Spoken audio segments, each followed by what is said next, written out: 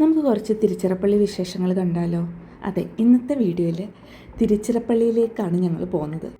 എൻ്റെ കഴിഞ്ഞ കുറേ വീഡിയോസിൽ ഫുള്ള് മലേഷ്യയിലായിരുന്നോ ഞാൻ കാണിച്ചത്? അതെ, മലേഷ്യയിലേക്ക് പോകാനുള്ള ടിക്കറ്റ് എടുത്തിരുന്നത് തിരുച്ചിറപ്പള്ളിയിൽ നിന്നായിരുന്നു. അപ്പോൾ രാവിലെ ഏർലി മോർണിംഗ് 6 o'clock ഞങ്ങൾ ഞങ്ങളുടെ ബാഗൊക്കെ പാക്ക് ചെയ്തിട്ട് ഞങ്ങൾക്ക് പോകാനുള്ള കാറ് വന്നു. അങ്ങനെ ഞങ്ങൾ നേരെ കോയമ്പത്തൂർ റെയിൽവേ സ്റ്റേഷനിലേക്ക് പോയി. അവിടുന്ന് നേരെ ട്രെയിനിൻ്റെ അകത്താണ് തിരുച്ചിറപ്പള്ളിയിലേക്ക് പോയത് കേട്ടോ. അങ്ങനെ ഞങ്ങൾ ട്രെയിനിലൊക്കെ കയറി. കോയമ്പത്തൂരിൽ നിന്ന് സ്റ്റാർട്ട് ചെയ്യുന്ന ട്രെയിനായിരുന്നു ഇത്. ജനശതാബ്ദിയാണ്. കോയമ്പത്തൂർ ടു തിരുച്ചിറപ്പള്ളിയാണ്. അപ്പം നമ്മുടെ ടിക്കറ്റ് നല്ല ട്രെയിനായിരുന്നു കേട്ടോ. രാവിലെ പത്രമൊക്കെ ഉണ്ടായിരുന്നു. അങ്ങനെ രാവിലെ 7:30 കോയമ്പത്തൂരിൽ നിന്ന് ഇത് സ്റ്റാർട്ട് ചെയ്യുക.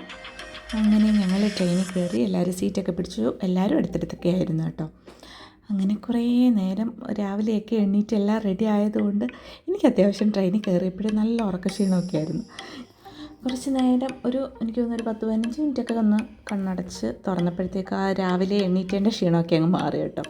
അപ്പോൾ അത് കഴിഞ്ഞിട്ട് നമ്മൾ ബ്രേക്ക്ഫാസ്റ്റ് കഴിക്കാനുള്ളത് പാക്ക് ചെയ്തെടുത്തിരുന്നു.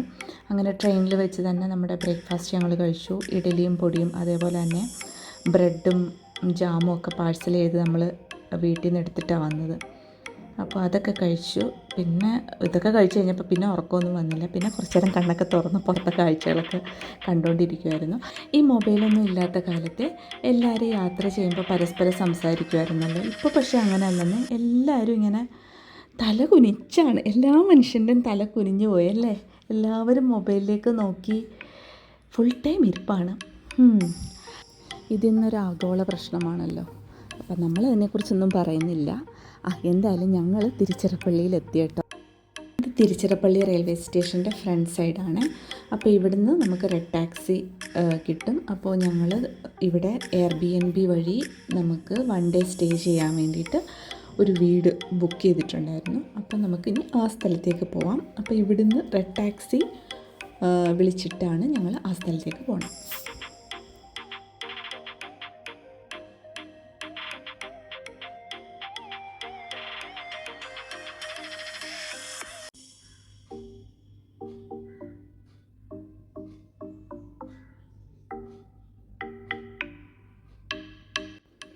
അപ്പോൾ ഇതാണ് ഞങ്ങൾ Airbnb വഴി ബുക്ക് ചെയ്ത തിരുച്ചിറപ്പള്ളിയിൽ 1 day താമസിക്കാൻ വേണ്ടിയിട്ട് എടുത്തിട്ടുള്ള വീട്.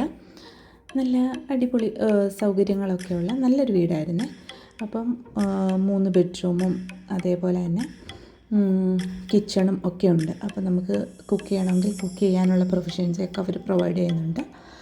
നല്ല അത്യാവശ്യം സ്പേഷ്യസ് ആയിട്ടുള്ള 3 ബെഡ്റൂമുകളും ബാത്റൂമും ഒക്കെയുള്ള അടിപൊളി സെറ്റപ്പായിരുന്നു.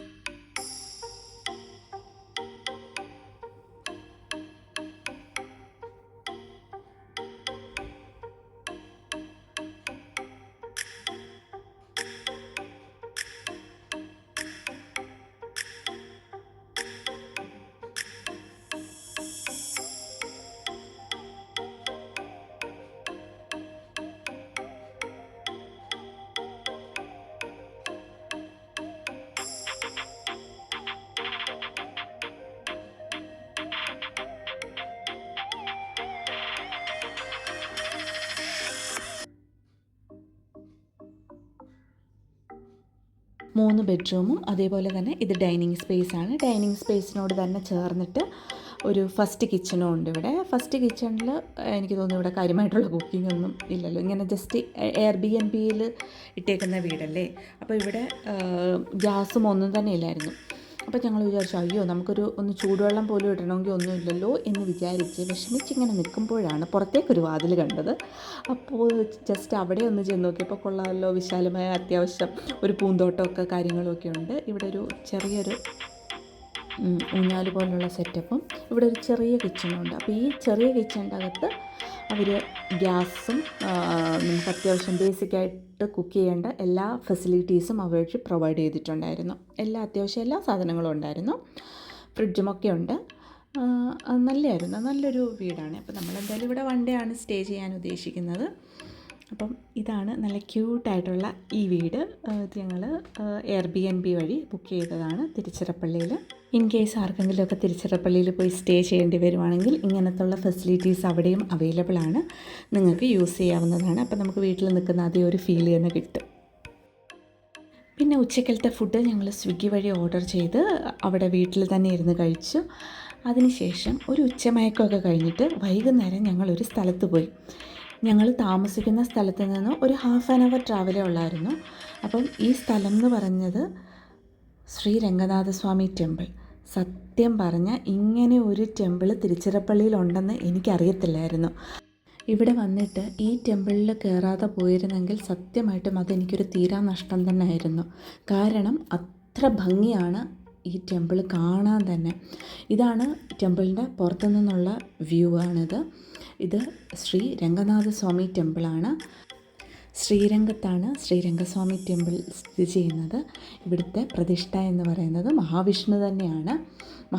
മഹാവിഷ്ണുവിനെ തന്നെയാണ് രംഗനാഥൻ എന്നിവിടെ അറിയപ്പെടുന്നത്. അപ്പോൾ ക്ഷേത്രത്തിൻ്റെ എൻട്രൻസ് സ്റ്റാർട്ട് ചെയ്യുന്നത് ഇവിടാണ്. അപ്പോൾ ഞങ്ങൾ റെഡ് ടാക്സി വിളിച്ചിട്ടായിരുന്നു വന്നത്.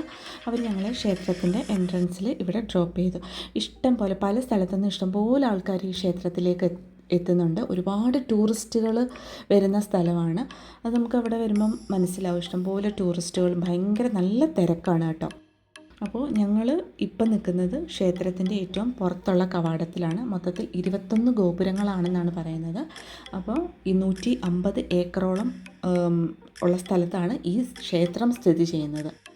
അപ്പോൾ നമുക്ക് ഇനി ക്ഷേത്രത്തിലേക്ക് പോകാം. അപ്പോൾ ഇതാണ് ഫസ്റ്റ് കവാടത്തിൽ നിന്ന് അകത്തേക്ക് പോവാണ്. ഫസ്റ്റ് കവാടത്തിൻ്റെയൊക്കെ നോക്കിയാൽ അറിയാം എന്ത് ഭംഗിയാണെന്നറിയാമോ.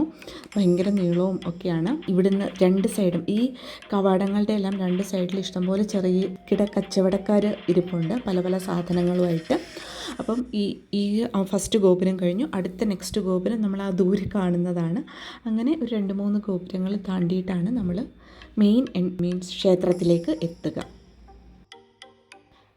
കാറിൽ വരുന്നവർ മെയിൻ ഗോപുരത്തിൻ്റെ അവിടെ അവർ നമ്മളെ ഡ്രോപ്പ് ചെയ്യും. പക്ഷേ 2 വീലറിലുള്ളവർക്ക് എനിക്ക് തോന്നുന്നു അകത്തേക്ക് പോകാം, അവർക്ക് പ്രശ്നമില്ല. ക്ഷേത്രത്തിൻ്റെ മെയിൻ കവാടം വരെ നമുക്ക് 2 വീലറിൽ പോകാം. 2-3 കവാടങ്ങളുണ്ടെന്ന് ഞാൻ പറഞ്ഞില്ലേ. അപ്പം ആൾക്കാരിങ്ങനെ സ്കൂട്ടറിലൊക്കെ പോകുന്നുണ്ടായിരുന്നു. ഇത് അടുത്ത കവാടമാണ്. നെക്സ്റ്റ് വീണ്ടും മുമ്പിൽ അടുത്തൊരു കവാടമുണ്ട്.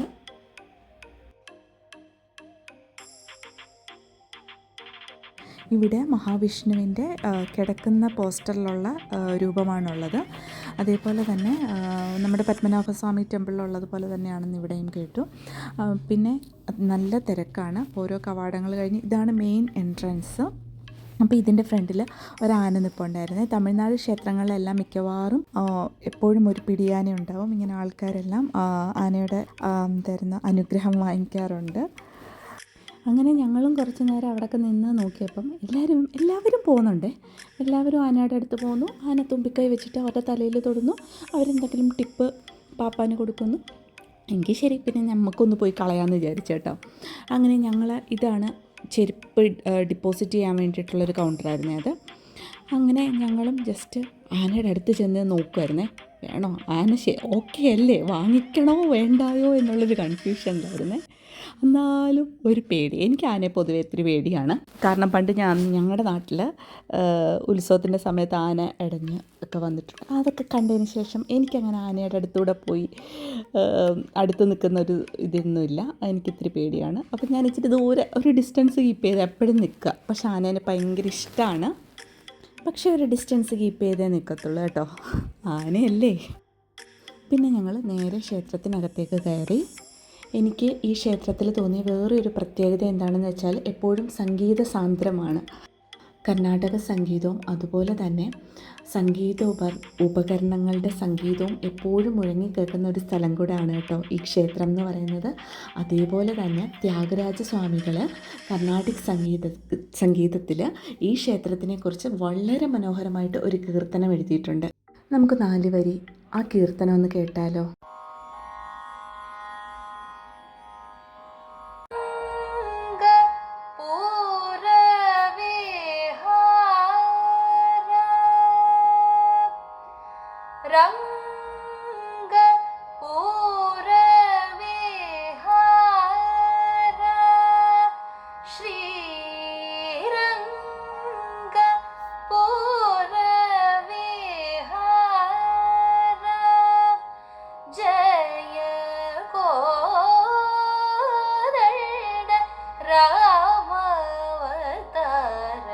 रघुवीर श्रीरंग पूर विहार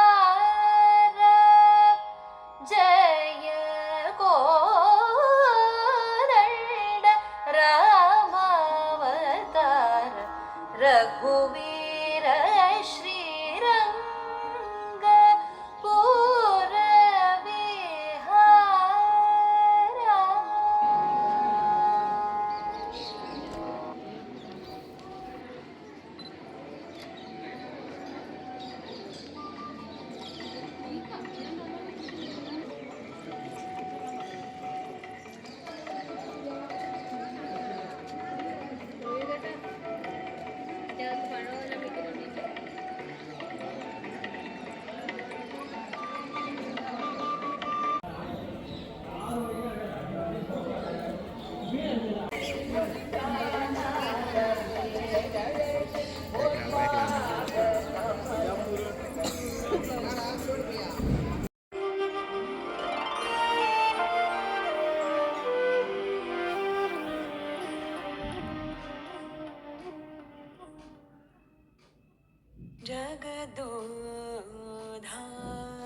ಜಗದೋಧಾರನ ಆಡಿಸಿದಳೆ ಶೋದೆ ಜಗದೋಧಾರನ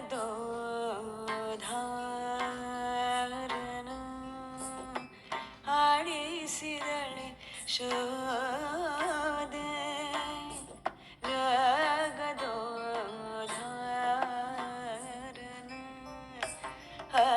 ಆಡಿಸಿದಳೆ ಶೋದೆ ಜಗದೋಧಾರನ ಆಡಿಸಿದಳೆ ಶೋದೆ ಜಗದೋಧಾರನ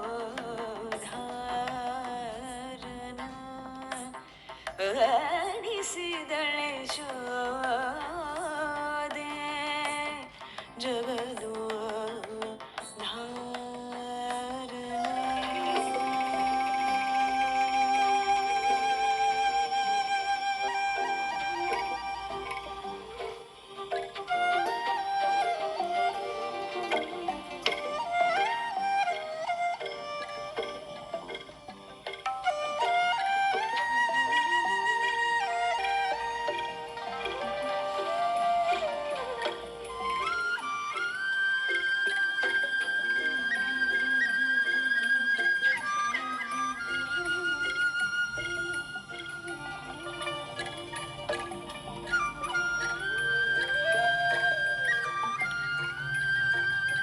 ഈ ക്ഷേത്രത്തിൻ്റെ മനോഹാരിത നിങ്ങൾക്ക് ഈ വീഡിയോയിൽ കാണുമ്പോൾ തന്നെ അത് മനസ്സിലാവും. അത്രയ്ക്ക് ഭംഗിയാണ്. സത്യം പറഞ്ഞാൽ എനിക്ക് എങ്ങനെ ഈ ക്ഷേത്രത്തിനെ കുറിച്ച് വർണ്ണിക്കണമെന്ന് പറയാൻ എൻ്റെ കയ്യിൽ വാക്കുകളില്ല. അത്രയ്ക്ക് മനോഹരമാണ് ഈ ക്ഷേത്രം. സത്യം പറഞ്ഞാൽ അവിടുത്തെ പാട്ടുകൾ കേട്ടപ്പോൾ ഞാൻ തന്നെ അവിടുത്തെ കൽമണ്ഡപത്തിൽ അറിയാതെ ചെയ്തു പോയൊരു നൃത്തമാണ്. അതിൽ ഒരുപാട് തെറ്റുകളും പിഴവുകളും ഒക്കെ കാണും. പക്ഷേ പാട്ട് കേട്ടിട്ട് എനിക്ക് അതിന് രണ്ട് ചുവട് വെക്കാതിരിക്കാൻ തോന്നിയില്ല. എൻ്റെ മനസ്സിൽ വന്നത് ഞാനങ്ങ് കളിച്ചു എന്നുള്ളതാണ്. തെറ്റുകളൊക്കെ കാണും, ക്ഷമിക്കുക. അങ്ങനെ ഞങ്ങൾ സന്ധ്യ ആയപ്പോഴത്തേക്കും അവിടുന്ന് തൊഴുത് വെളിയിലിറങ്ങി.